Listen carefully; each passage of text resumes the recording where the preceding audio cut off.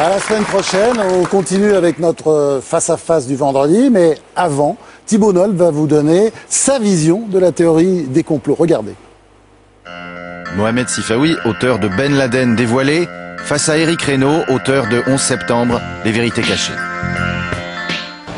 Dévoilé, caché, les mots ont un sens qui trahit l'obsession des deux garçons pour les dessous chics de la vérité.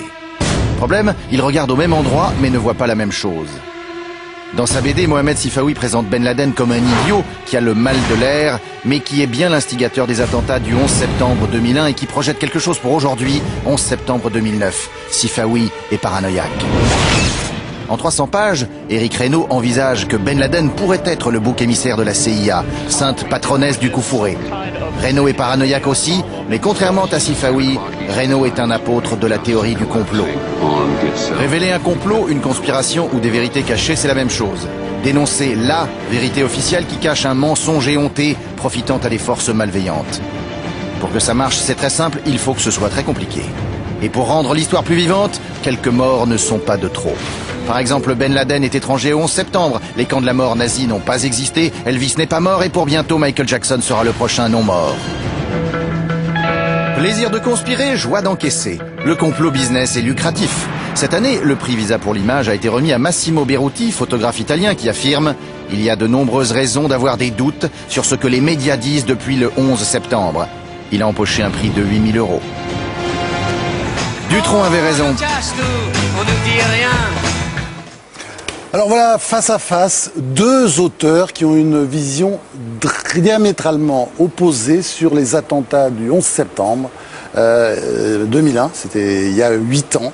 Alors j'ai envie de vous demander quand même à l'un et à l'autre, vous êtes quand même sûr que ces attentats ont eu lieu, non? On est à peu près d'accord. Oui, oui. Jusque-là, on est à peu près d'accord. D'accord, vous aussi? Ah oui. Non, parce que je me méfie toujours avec les conspirationnistes, vous savez, souvent... Oui, alors... Non, donc il y a eu des attentats. Il y a eu les attentats. Alors c'est qui? Parce que, d'après vous, ça n'est pas Ben Laden. D'après lui, c'est Ben Laden. Il ne faut pas dire ça. Et en plus, il ne faut pas dire non plus, après avoir lu mon livre, que j'ai commis un livre conspirationniste. Ce n'est pas vrai. J'ai commis un livre de journaliste en amenant des éléments qui amène à douter fortement de la version officielle intégrale de l'administration Bush. Ce sont des éléments probants.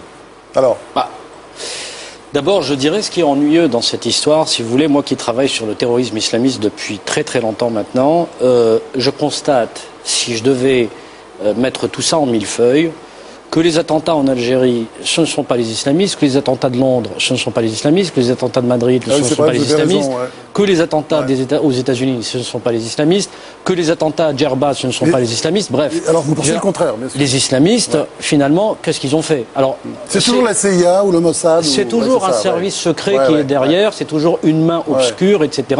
Un cabinet. Vous dites pas tout. Voilà. Et donc, c'est ennuyeux parce que ça dédouane des criminels quand même. Ce qui est surtout ennuyeux, c'est que je n'ai pas écrit ça. Ah mais je ne dis